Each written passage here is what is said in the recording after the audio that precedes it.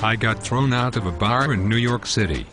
Now when I say I got thrown out of a bar, I don't mean someone asked me to leave, and we walked to the door together, and I said, "Bye, everybody, I gotta go." 6 bouncers hurled my ass out of a nightclub like I was a frisbee. Those big old New York bouncers who think bouncing's a cool job. They just talk about bouncing. They get together with other bouncers and talk about bouncing. They go home and watch Roadhouse and fondle themselves.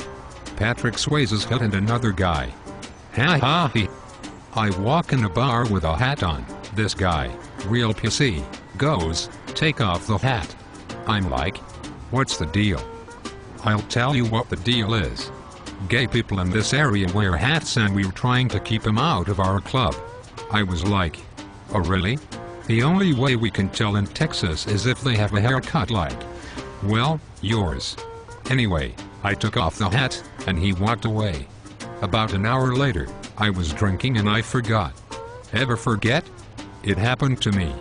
Now, I'm between 6'1" and 6'6", depending on which convenience store I'm leaving, and I weigh about 235 pounds, and this guy is poking me on the shoulder with 2 fingers. He said, "That's it, you're outta here." I said, "I don't think so, Scooter." I was wrong. They hurled me out of that nightclub, and then they decided to square off with me in the parking lot. But I backed down cause I didn't know how many of them it was going to take to whip my ass, but I knew how many they were going to use.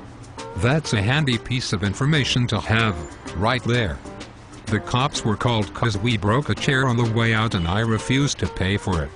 I refused to pay for it because we broke it over my tie, and at that point I had the right to remain silent. But I didn't have the ability. The cop was like, "Mr. White, you were being charged with drunk in public call." I was like, hey. I was drunk in a bar. They threw me into public.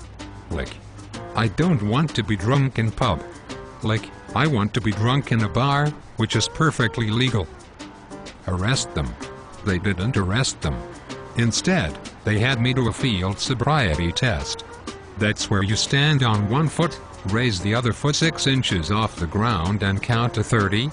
I made it to, whoa. Is it gonna be close enough? It wasn't close enough, so they call in for my arrest record. There's some good news.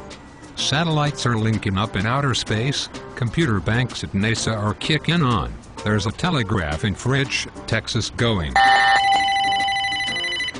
Anyway, I told you that story to tell you this story.